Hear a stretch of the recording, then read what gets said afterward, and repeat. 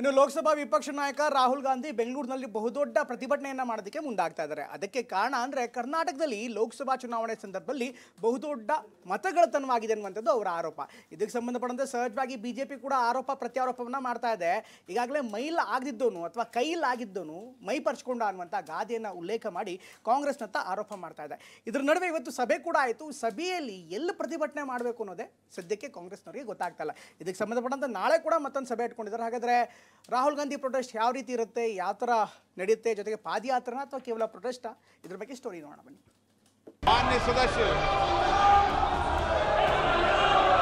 केंद्र सरकार द्वारा बिहार पैकेज के अंतर्गत कर्नाटक में हमने रिसर्च की है थोड़ी। कर्नाटक में हमने भयंकर चोरी पकड़ी है।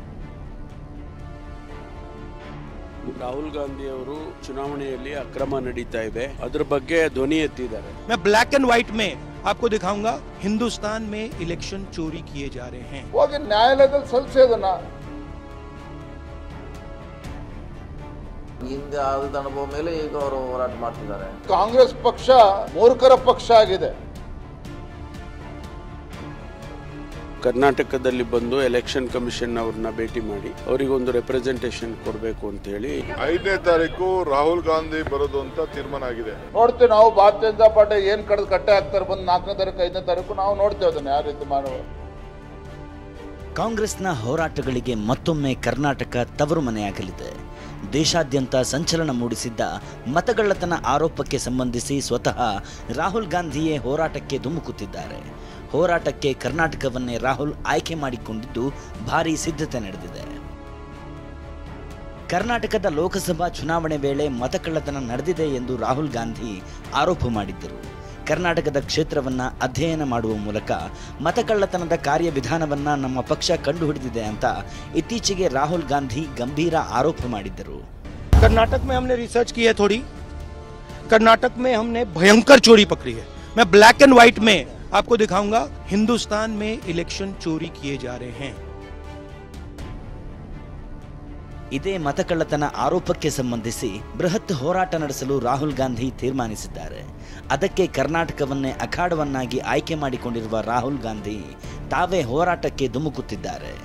ಆಗಸ್ಟ್ 5ರಂದು ಬೆಂಗಳೂರಿನಲ್ಲಿ ಪ್ರತಿಭಟನೆಯಲ್ಲಿ ಭಾಗವಹಿಸಿ ಚುನಾವಣಾ ಆಯೋಗದ ಅಧಿಕಾರಿಗಳಿಗೆ ಮನವಿ ಸಲ್ಲಿಸಲು ನಿರ್ಧರಿಸಲಾಗಿದೆ. 5ನೇ ತಾರೀಕು ರಾಹುಲ್ ಗಾಂಧಿ ಬರೋದು ಅಂತ ತೀರ್ಮಾನ ಆಗಿದೆ. ನಾಳೆ ನಮ್ಮ AICC ಜನರಲ್ ಸೆಕ್ರೆಟರಿಗಳು ಇಬ್ಬರು ಬಂದು ನಮ್ಮ ಎಲ್ಲ ಶಾಸಕರು, ನಮ್ಮ ಡಿಪ್ಯೂಟೆಡ್ ಕ್ಯಾಂಡಿಡೇಟು, MLCಗಳು, KPCC ಪದಾಧಿಕಾರಿಗಳು ಅವ್ರ ಜೊತೆ ಒಂದು ಸಭೆ ನಡೆಸ್ತಾರೆ. ಮುಖ್ಯಮಂತ್ರಿಗಳು ಪಾಲ್ಗೊಳ್ತಾರೆ.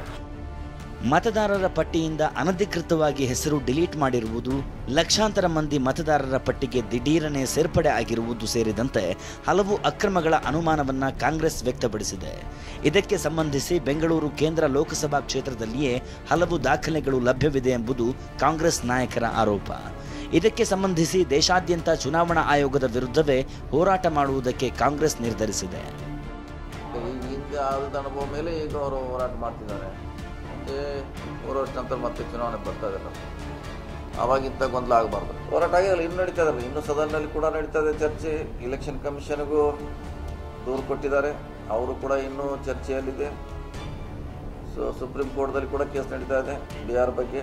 ಈಗಾಗಲೇ ರಾಹುಲ್ ಗಾಂಧಿ ಅವರು ಬಹಳಷ್ಟು ಚುನಾವಣೆಯಲ್ಲಿ ಅಕ್ರಮ ನಡೀತಾ ಇದೆ, ಅದರ ಬಗ್ಗೆ ಧ್ವನಿ ಎತ್ತಿದ್ದಾರೆ. ಕರ್ನಾಟಕದಲ್ಲೂ ಕೂಡ ಈ ರೀತಿ ನಡೆದಿದೆ ಅಂತ ಹೇಳಿ ಅವರು ಹೇಳಿದರು. ಹಾಗಾಗಿ ಅವರು ಕರ್ನಾಟಕದಲ್ಲಿ ಬಂದು ಎಲೆಕ್ಷನ್ ಕಮಿಷನ್ ಅವ್ರನ್ನ ಭೇಟಿ ಮಾಡಿ ಅವರಿಗೊಂದು ರೆಪ್ರೆಸೆಂಟೇಷನ್ ಕೊಡಬೇಕು ಅಂತ ಹೇಳಿ ಬರ್ತಾ ಇದ್ದಾರೆ. ಇತ್ತ ಬಿಜೆಪಿ ನಾಯಕರು ರಾಹುಲ್ ಗಾಂಧಿ ಪ್ರತಿಭಟನೆಗೆ ವ್ಯಂಗ್ಯವಾಡಿದ್ದಾರೆ. ಕಾಂಗ್ರೆಸ್ ಅವರ ರಾಹುಲ್ ಗಾಂಧಿ ಅವರ ನಡವಳಿಕೆಯನ್ನ ಗಮನಿಸಿದ್ರೆ ಅಯ್ಯೋ ಪಾಪ ಅಂತ ಅನ್ನಿಸ್ತದೆ.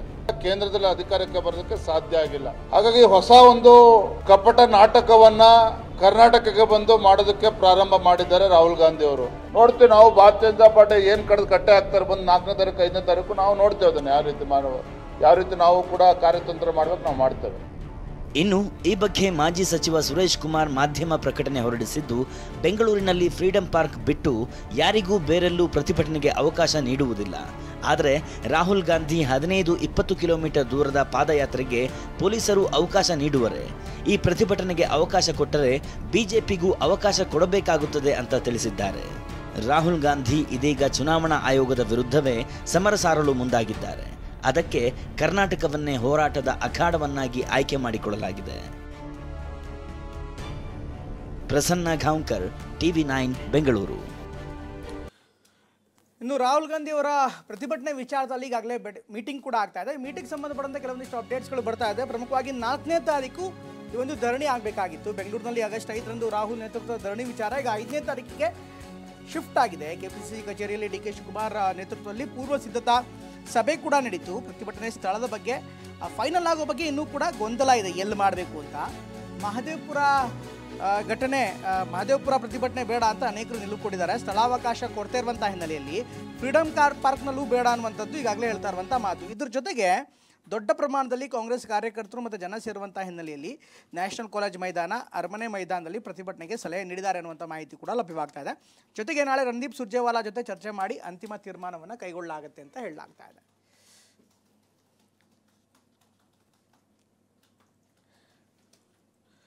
ಬೆಂಗಳೂರಿನ ಆಗಸ್ಟ್ 5ರಂದು ರಾಹುಲ್ ನೇತೃತ್ವದಲ್ಲಿ ಧರಣಿ ವಿಚಾರಕ್ಕೆ ಸಂಬಂಧಪಟ್ಟಂತೆ ಕೆಪಿಸಿಸಿ ಕಚೇರಿಯಲ್ಲಿ ಈಗಾಗಲೇ DCM DK ಶಿವಕುಮಾರ್ ಅವರ ನೇತೃತ್ವದಲ್ಲಿ ಪೂರ್ವ ಸಿದ್ಧತಾ ಸಭೆ ಕೂಡ ನಡೀತು.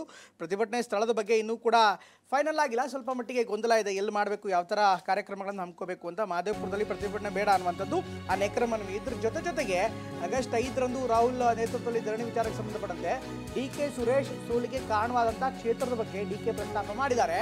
ರಾಜರಾಜೇಶ್ವರಿ ನಗರದಲ್ಲಿ ಎಷ್ಟೆಲ್ಲ ವೋಟರ್ ID ಅಕ್ರಮ ಆಗಿದೆ, ತುಂಬ ವೋಟರ್ ID ಅಕ್ರಮ ಆಗಿದೆ.